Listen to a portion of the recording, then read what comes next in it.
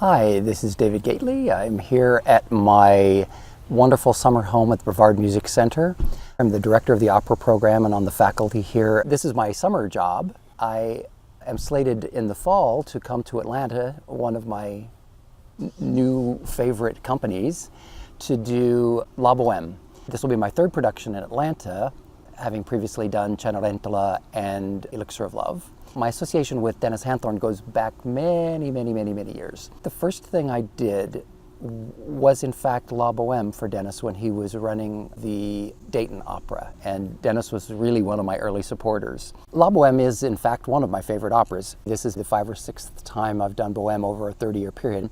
There's just something very unique and special about Boheme. It is moving and funny, and there's a great charm in those characters, and it's something about youth, and it's something about the youthful experience of trying to make it as artists and living in group arrangements just because that's all you can afford. It's very accessible in that way.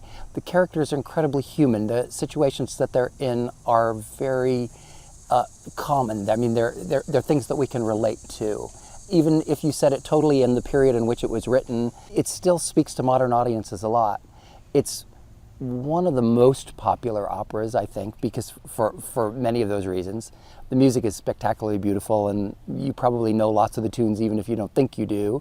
They made a musical out of it called Rent, so the story is familiar and some of the tunes are familiar.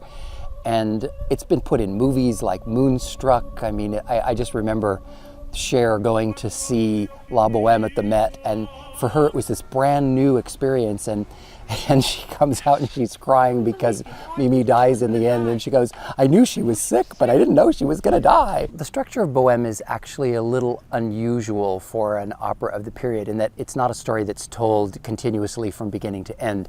The first two acts are a continuous story because it starts in their garret and then they go to Café Momus for Christmas Eve. But then when you get to the third act, it jumps a long way forward and you see just a little slice of their life and where they've ended up after a breakup and a lot of angst that actually isn't portrayed on stage, it's off stage. And then between the third and fourth act, a whole lot more stuff happens in their lives. And then the fourth act becomes yet again another just a slice in the lives of these people. So it's like almost like little vignettes in their life.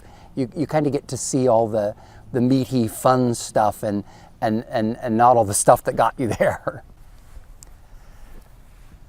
Boheme is a great opera for starters and for people who have been going to the opera for years and years and years. If you've never been to an opera before, Boheme is just the perfect opera for you to start with.